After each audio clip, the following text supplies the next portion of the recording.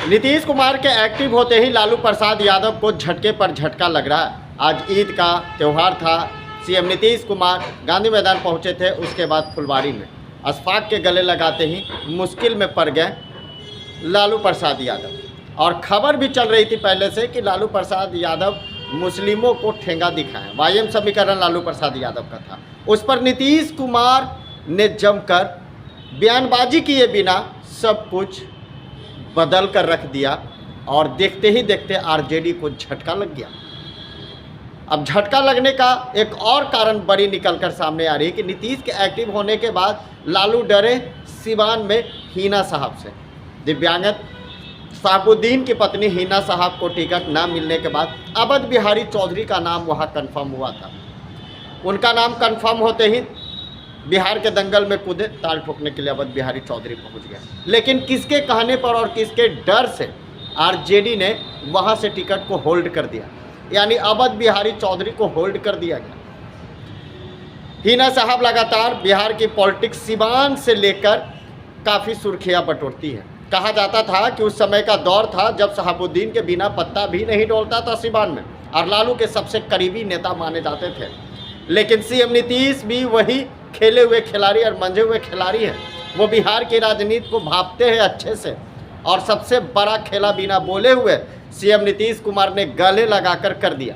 तो उधर हिना साहब ने भी साफ तौर से आरजेडी के बगावत तेवर पर जमकर बरसी। उन्होंने साफ तौर से शुरू से ही कहते आई कि मुझे किसी पार्टी की ज़रूरत नहीं है, मैं अकेला काफ़ी हूँ, सिवान की जनता मुझे जानती है और मैं किस तरह से वहाँ निर्दलीय भी लड़कर जीत सकता हूँ। ओसामा की लाने की बात की जा रही थी, जो शहाबुद्दीन के बेटे हैं ओसामा, उन्हें निर्दलीय लाने की कोशिश की जा रही थी। और जिस तरीके से जो सीटों में सेंधमारी आरजेडी ने की है एक समाज से, उस समाज का असर कहीं ना कहीं सिवान में पड़ सकता है। इसलिए अवध बिहारी चौधरी की टिकट देने के बाद रोक दिया गया।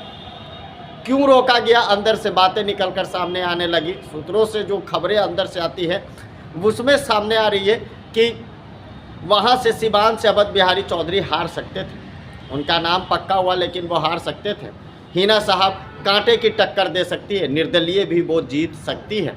और इधर सीएम नीतीश कुमार ने टेंशन दे दिया अशफाक को गले लगाकर। हालांकि सीएम नीतीश कुमार लगातार वहाँ ईद के मौके पर जाते रहते हैं, लेकिन राजनीतिक गलियारे में ऐसी चर्चाएं होने लगी कि लालू को झटका लग सकता है। तो जिस तरीके से जो वोट बैंक, देखिए वाईएम समीकरण लालू प्रसाद यादव का, तो सिवान में वाई समीकरण, सिवान में जिस तरीके से, माफ़ करिएगा, सिवान में एम समीकरण, मुस्लिम वोट बैंक सिवान, हिना साहब को टक्कर देना मुश्किल था।